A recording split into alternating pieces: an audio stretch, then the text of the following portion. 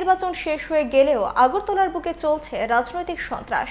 এডিনগর বাগানবাড়ির কংগ্রেস কর্মী কুলদীপ বাহাদুর রায়ের বাড়িতে স্বাধীনতা দিবসের রাতে কর্পোরেটর অলোক রায়ের নেতৃত্বে হামলা করা হয় বলে অভিযোগ। শুক্রবার কংগ্রেস কর্মীর বাড়িতে আসেন পিসিসি সভাপতি আশিস কুমার সাহা। ঠাকুর ঘর থেকে শুরু করে রান্নাঘর চুরমার করে দেয় দুষ্কৃতীরা। কংগ্রেস করার অভিযোগে কুলদীপের ছেলে দেবব্রত বাহাদুরকেও মারধর করা হয় গত 3 দিন আগে। সেই ঘটনায় থানায় মামলা করলে সেই মামলা তুলে নেওয়ার জন্য বাড়িতে হামলা করা হয় বলে অভিযোগ।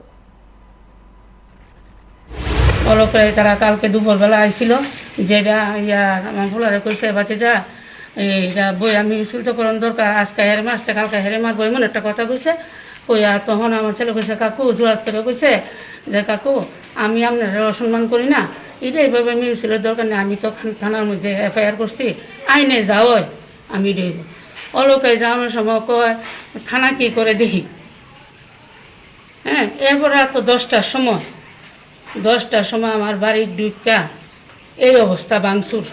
এই মামলা তুলে নেওয়ার জন্য অলোকবাবুর নেতৃত্বে কিছু লোক এসে গতকালকে দুপুরে চাপ সৃষ্টি করে উনি মাথানত করেননি, উনি মামলা প্রত্যাহার করেননি।